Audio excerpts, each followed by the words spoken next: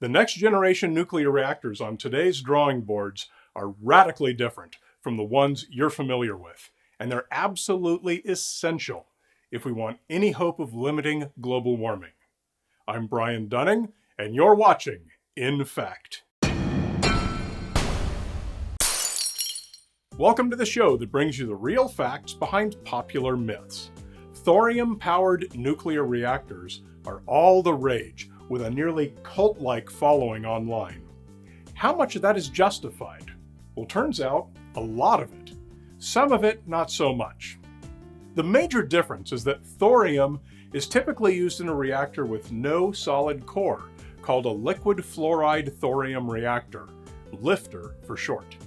The fuel and the coolant are the same fluid, consisting of molten salts in which the fissile and fertile elements are dissolved.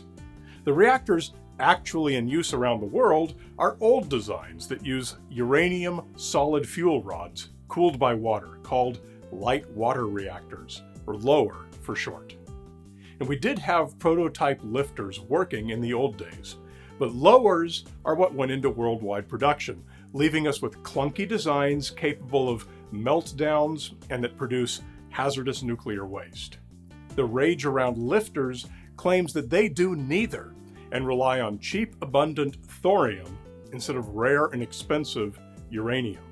Claim number 1, thorium reactors cannot melt down. This is absolutely fact. They have to already be molten to function. In fact, we have to work to keep the reaction going. If we stop adding thorium, they cool naturally. Physics provides no way that their heat can get out of control in the way a LWR can. Claim number 2, all nuclear reactors produce dangerous waste. This is a fact with LWRs. Their fuel rods have to be discarded when 98% of the radioactivity still remains, requiring them to be stored for centuries as high-level radioactive waste. But the fuel in LFTRs is completely burned by the time it comes out. That waste is almost totally inert, and almost all of it can be recycled into useful industrial materials. Claim number 3, thorium is cheaper and more abundant than uranium and will last us nearly forever. Now, this is only a fact in some parts of the world. In other places, like China, uranium is more abundant and easier to get.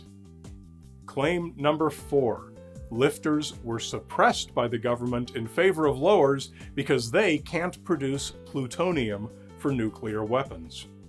Now, this is mostly a false conspiracy theory. Neither LFTRs nor LWRs are very good at producing plutonium. That's much more efficiently done in a special reactor designed for that purpose.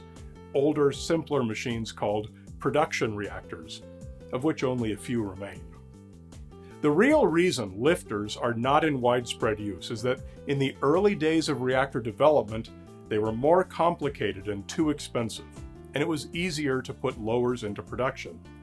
Now, after many decades, we have a solid infrastructure surrounding the LWR industry, including major industrial and utility commitments, manufacturing and operating experience, and all the attending inertia.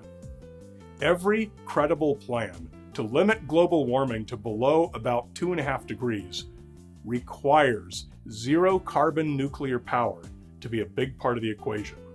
If you want it safer and cleaner than ever, join the club of fanboys in support of thorium LFTR reactors. I'm Brian Dunning, and this has been In Fact. In Fact is made possible by financial support from viewers like you. Please visit infactvideo.com.